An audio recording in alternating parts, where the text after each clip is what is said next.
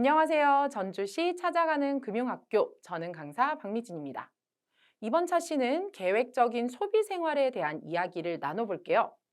여러분 혹시 용돈 기입장을 써본 경험이 있나요? 저는 사실 용돈 기입장이 집에 엄청 많아요. 자, 자랑하는 게 아니라 이건 비밀인데 쓰다가 실패하고 쓰다가 실패하고 자꾸 중간에 실패를 해서 새로운 마음으로 다시 도전이라고 샀던 용돈기 입장이 벌써 제가 기억하기로만 해도 몇 개? 자, 좀 민망한 이야기이긴 하지만 용돈기 입장을 사며 항상 했던 생각은요. 돈 관리를 잘해볼까? 하는 마음이었던 것 같습니다. 그런데 굳이 돈 관리는 왜 해야 되는 건데요? 라고 생각하는 친구들이 있다면 자, 내가 갖고 싶어 하고 싶어 하는 것들은 너무 많지만 그에 비해 내가 가진 돈이 많지 않기 때문에 돈 관리를 잘 해야 조금 더 많은 것들을 할 수 있고 조금 더 많은 것들을 살 수 있기 때문입니다. 라고 저는 생각을 합니다. 자, 돈 관리를 잘 하기 위한 가장 기본적인 것은요. 나에게 들어오는 돈과 나에게서 나가는 돈을 잘 아는 것인데요. 그런데 아직 우리 어린이들에게는 들어오는 돈과 나가는 돈이 그리 많지는 않죠. 또 어떤 친구들은요, 돈을 따로 관리할 필요가 없어서, 이거 그냥 부모님이 다 해주는데요? 라고 이야기하는 친구들도 있습니다. 그래서요, 그럼 어떤 이야기를 해봐야 될까? 어떻게 이야기를 해봐야 될까? 잠깐 고민하다가, 우리 친구들이 우리 집에 들어오는 돈과 우리 집에서 나가는 돈에 대한 이야기를 하면 그렇죠. 좀 알 수 있지 않을까라고 생각해서 우리 집에 들어오는 돈, 우리 집에서 나가는 돈 이렇게 해서 한번 이야기를 해보려고 합니다. 자, 네모 상자 안에 들어갈 단어를 한번 생각해 볼게요. 우리 집에 들어오는 돈을 뭐라고 할까요? 그렇습니다. 소득이라고 하죠. 우리 집에서 나가는 돈은 소비라고 부릅니다.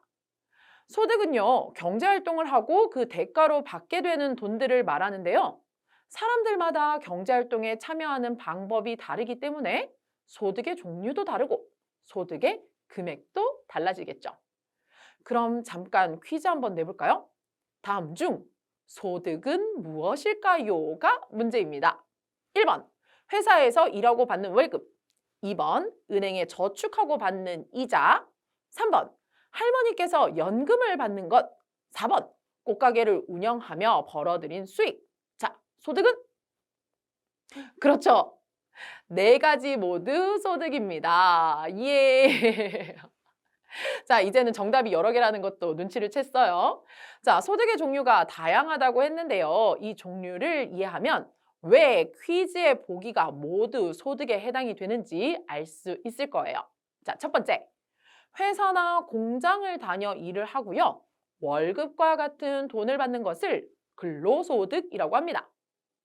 꽃가게에서 운영하며 벌어들인 수익, 보기가 기억나죠? 직접 내가 가게나 회사를 운영하면서 돈을 버는 것은 사업소득이고요. 저축을 하고 받는 이자, 주식 투자를 통해 받은 배당금, 부동산을 다른 사람에게 빌려주고 받는 임대 수익, 이런 것들은 내 자산, 내 재산을 통해서 돈을 벌어들이는 방법이기 때문에 재산소득에 해당이 됩니다. 마지막 이전소득이라는 표현은 아무 대가 없이 돈이 나에게 이전되어 오는 것, 전해져 오는 것이라는 표현인데요. 예를 들면 몸이 불편한 할머니나 장애 후 친구들이 나라에서 받는 지원금 같은 것, 혹은 코로나 때 우리 전 국민에게 제공되었던 재난지원금, 또 부모님에게 재산을 상속받는 것 등이 여기에 속하겠죠. 돈이 나에게 전해져 오는 거니까요. 자, 또 하나 이전 소득으로 생각해 볼 수 있는 것이 있는데요. 바로 우리가 부모님께 필요할 때마다 받거나 어른들이 우리에게 아무 대가 없이 주시는 돈. 그렇죠. 바로 용돈도 이전 소득에 해당이 된다고 볼 수 있습니다. 자, 그럼 이번에는요. 우리 집에서 나가는 돈, 소비에 대한 이야기를 한번 해볼 건데요. 역시 퀴즈를 준비했습니다. 자, 다음 중 소비 활동을 모두 찾아보세요. 1번 병원에 가서 낸 진료비, 2번, 매달 청구되는 스트리밍 비용. 이 스트리밍 비용은 뭐? 유튜브 같은 거 혹은 우리 친구들 구독 서비스라고 하죠. 이렇게 구독 서비스를 이용한 비용을 얘기하고요.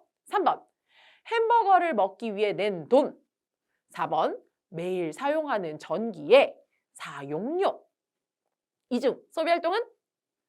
그렇습니다. 이번에도 네 가지 모두가 정답입니다. 그래도 이번에는 문제가 좀 친절했죠. 모두 찾아보세요 라고 문제를 냈기 때문에 친구들이 정답을 조금 더 잘 맞춘 것 같은데요. 여러분, 쉽게 정답 맞춘 거 맞죠? 우리 부모님뿐만 아니라 소비는 우리 친구들도 자주 하고 있죠.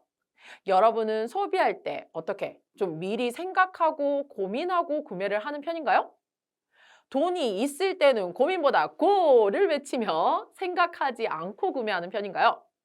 당연히 머리로는 고민하고 꼭 필요한지 생각하고 신중하게 소비해야지라고 생각하지만 실제로는 쉽지 않죠.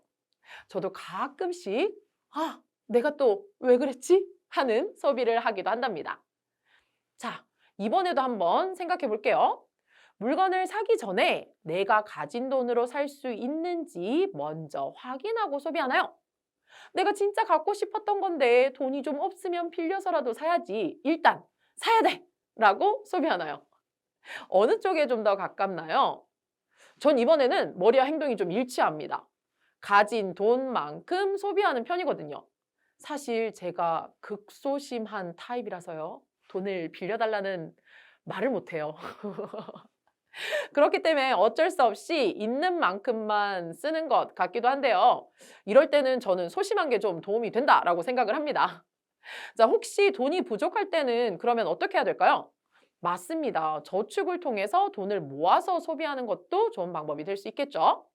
자, 이번에는 유행에 대한 이야기가 나옵니다. 나는 핵인싸! 유행을 따라가기 전에 유행을 만들어가지! 하며 최신 트렌드에 맞는 물건이면 무조건 사는 사람인가요? 야, 유행은 무슨 필요한 것만 사! 하는 사람인가요? 이번에도 머리는 당연히 필요 없는 물건은 사지 않는다가 맞겠지요. 저도 아주 가끔은요, 친구들이 다 갖고 있어서 살 때도 있는데요. 이제 다시 한번 생각해보고 소비해야겠습니다. 수업하다가 그 지난 소비 생활들을 좀 반성하게 되네요. 여러분들도 그렇습니까? 자, 방금 말했던 소비 패턴 중 하지 말아야 할, 우리가 조심해야 할 소비들을 좀 모아서 정리해봤습니다. 어머, 저 후드티 너무 내 스타일이야. 새로 나온 후드티 갖고야 말겠어 하며 계획에도 없던 소비를 갑작스럽게 하는 충동 소비. 안 됩니다. 심심한 주말 아주 엽기적으로 맛있는 떡볶이가 먹고 싶은데 가진 용돈이 3,000원밖에 없어. 오빠한테 돈 빌려서라도 사 먹어야겠어. 그렇죠. 가진 돈을 넘어서 소비하는 것 과소비입니다. 이것도 역시 안 됩니다. 요즘 학교 마치면요, 코인 노래방 가는 게 유행이래요. 아닌가요? 자, 돈이 있든 없든 친구들이 가니까 나도 간다. 친구들아, 기다려라. 이건 모방 소비라고 이야기를 합니다. 자, 내 폰은요, 너무 옛날 거야. 저도요, 저 접히는 핸드폰을 들고 다니면 친구들한테 인기가 높아질 것 같습니다. 친구들이 부러워하는 그런 핸드폰을 갖고 싶은데요. 내가 좋고 최신형이라고 생각하는 이 핸드폰을 쓰는 걸 친구들이 보면 아마 친구들이 다 모두 나를 멋있다고 생각할 것 같습니다. 자, 다른 사람들에게 과시하고 싶은 과시 소비 역시 안 됩니다. 자, 이렇게 정리한 비합리적인 소비들은요, 우리가 조심해야 하는 소비의 형태이니까 꼭 기억해 뒀다가 잘 피해 보자고요. 자, 그리고 우리도 계획적인 소비로 현명한 컨슈머가 되어보면 어떨까요? 꼭 필요한 것부터 먼저 계획적으로 소비하고 물건을 구입할 때는 상표보다 품질을 비교해서 선택하고 가격을 꼼꼼하게 비교해서 동일한 제품이라면 저렴하게 구입할 수 있게 또 나보다 먼저 구입한 사람들의 의견도 잘 들어보고 어때요? 괜찮나요? 자, 소비 전 그리고 소비 후에 내가 어떻게 소비했는지 그리고 들어온 돈과 나간 돈을 확인해서 돈을 관리할 수 있도록 용돈 기입장까지 작성을 해보는 겁니다. 와! 다시 용돈 기입장으로 돌아왔네요. 자, 그럼 마무리 한번 해볼까요? 이번 차시에는요, 우리 집 혹은 나에게 들어오는 돈, 소득, 소득의 다양한 종류에 대해서 이야기를 해봤고요. 우리 집 혹은 내가 사용하는 돈, 소비에 대해서 이야기하며 현명한 컨슈머가 되기 위한 합리적인 소비 방법에 대해 이야기를 나눠봤는데요. 우리 친구들과 선생님이 꼭 기억해야 할 좋은 소비 방법과 하지 말아야 할 비합리적인 소비 방법 잘 기억하면서 우리 마무리하도록 할게요. 자, 다음 차시 때 다시 만나겠습니다. 안녕!